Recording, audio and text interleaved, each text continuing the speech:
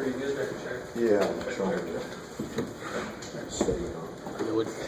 It's slimmer than I've got a bad shoulder, so anything he does on it's brutal. Quick turnaround. Long night, but thought we were, first half we did some really, really good things. Besides the ball going in, there was some really good execution. I mean, the ball going in skews everything, but we didn't get dribble happy. We passed the ball, we moved, we made the right reads. We took advantage of some mismatches. That was all positive. Got a little defensive in the second half against the zone, and yet thought we found a way to kind of stem the tide a little bit. I thought our offensive rebounding, second chance points, 9-0 was a big part of the game, and then I thought the job our perimeter players did on glass was very, very important. Tijon got a huge rebound.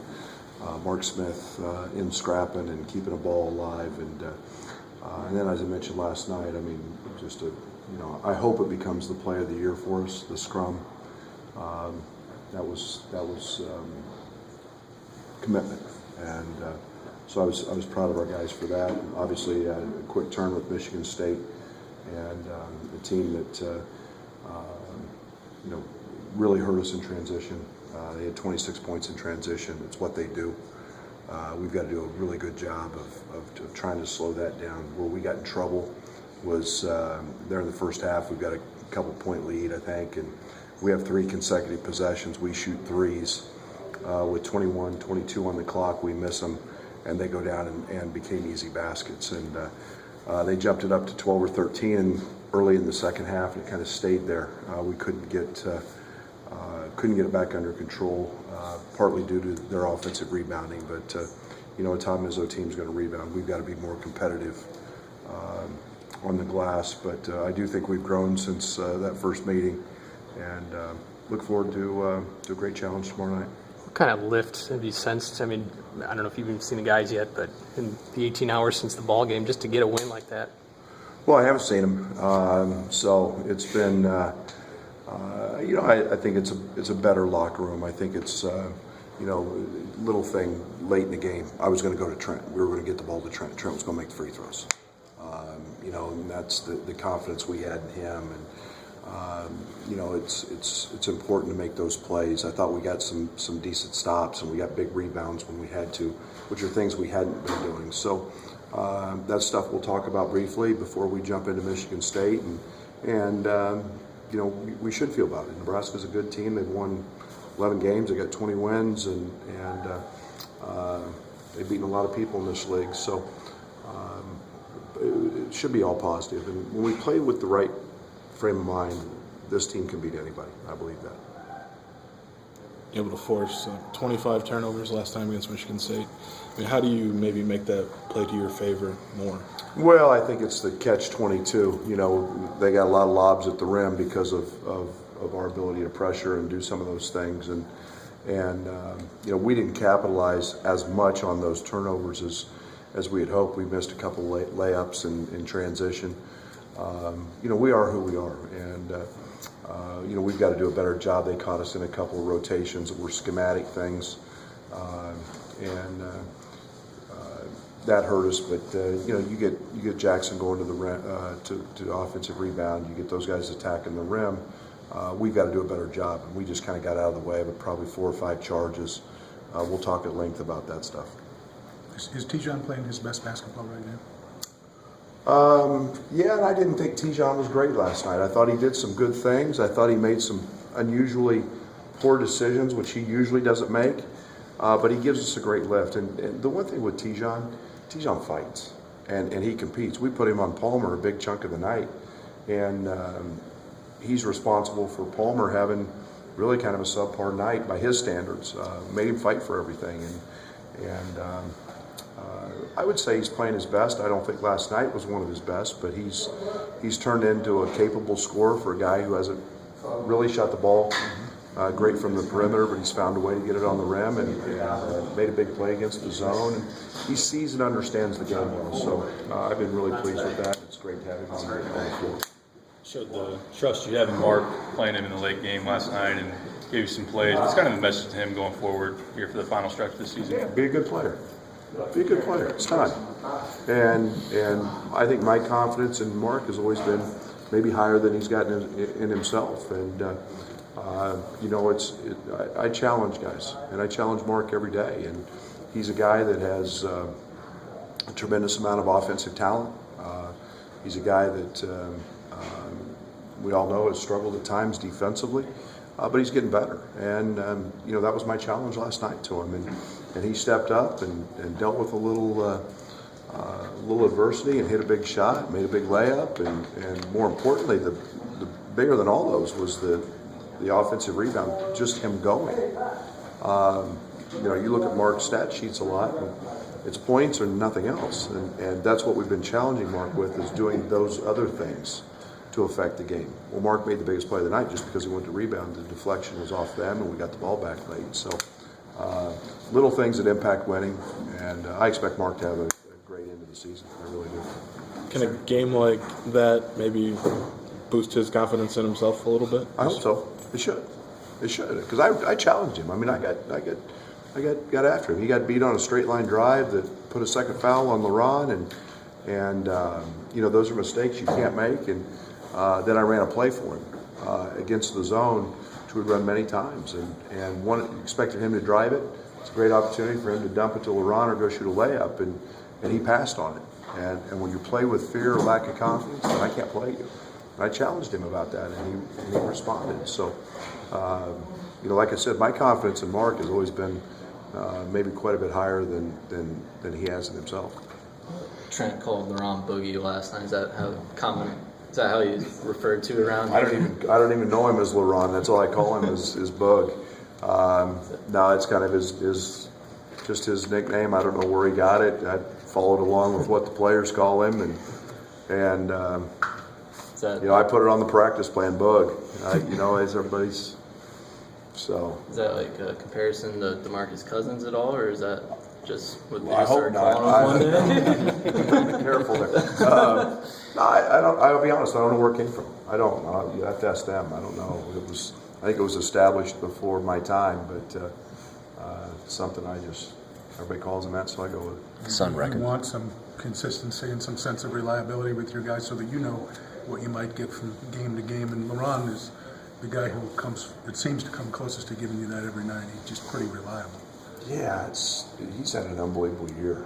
He's been really good, and his field goal percentage is like I said. I always want more from him. I always expect more from really good players, and so I'm never satisfied with him. I want more rebounds. I want more of this, more of that, more challenges at the rim, and yet I know how much energy he expends because everything he sees is geared basically to him.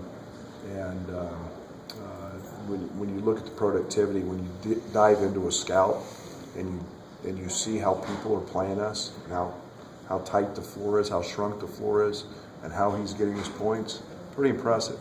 And then I think we see where he's expanded his game. He came off the two-man game last night, hit a 15-foot pull-up, and that's something we practice every day. And then, his three-point range is something he's very, very comfortable with, and we've got to exploit in the right matchups. So, he's a good player. He's hard to guard, and my challenge is putting him in spots that give him the opportunities to be successful. What kind of on-the-court chemistry do you see between Kipper and LeRon? I think it's growing. I think it's if I could get those two guys to talk on the court like they talk off the court, I could really give you a really positive answer on that. Still this team's biggest downfall is we don't talk, we don't communicate. And I think to have great chemistry, you've got to be able to communicate. And neither one of those guys probably talk enough. And but they're at the offensive end. they're a good play off each other, and that's something that becomes very difficult to guard and scheme for. You've seen teams twice now. Well, not Purdue, but you'll see Rutgers again and Michigan State tomorrow. How much at this point in the year is it? Everybody knows what they're going to run, what's going to be done, and it's just execution, or are there a lot of new wrinkles you could throw in or expect from the opponents? No, we see a lot. I mean, Nebraska hasn't played a lick of 2-3 zone all year. I mean, they've played it. It's been less than 1%. It's not showing up on synergy. So, that's a pretty big wrinkle right there. You get different fronts of zones like that, and you get different plays to run. So we fully prepared for 1-3-1, and we saw 2-3. As we did there, we played a lot of zone in the game there that we hadn't played. So everybody in this league, the coaches in this league are going to scheme you somehow. They're going to take something away. You better be prepared for for what that curveball is that they throw, so to speak, or change up. So, we'll throw a couple wrinkles in and a couple things. If we had success, we'll have to tweak here and there, and we always do that. This game's no different than any other. How much have those wrinkles or adjustments the defenses have made affected the offense, especially like the scoring droughts? It's not the scoring droughts. It's not them. The scoring droughts are us when we just go dribble crazy and the ball sticks in guys' hands. That's why last night the first half was great. I mean, the ball moved, and when you cut harder and the defense moves, you get an opportunity to get layups, and guys are starting to read the defense, and then we can take advantage of matchups, and we put Kipper in the pinch, and he hits a 3 against Jordy Tishominga, and you can start to scheme some things. So ball movement's it. When this team gets in trouble, the ball sticks and we dribble. If I could eliminate the dribble with this team, other than really probably Trent, I would. That's that and the 19, 20, 21 second, 22 second threes that we don't make the team, we don't make teams guard. Going back to LeBron a little bit, you had really high expectations for him at the beginning of the year, but you said they just keep growing. Where are they at now? Like, how has he been performing to those standards that you had when you first got him?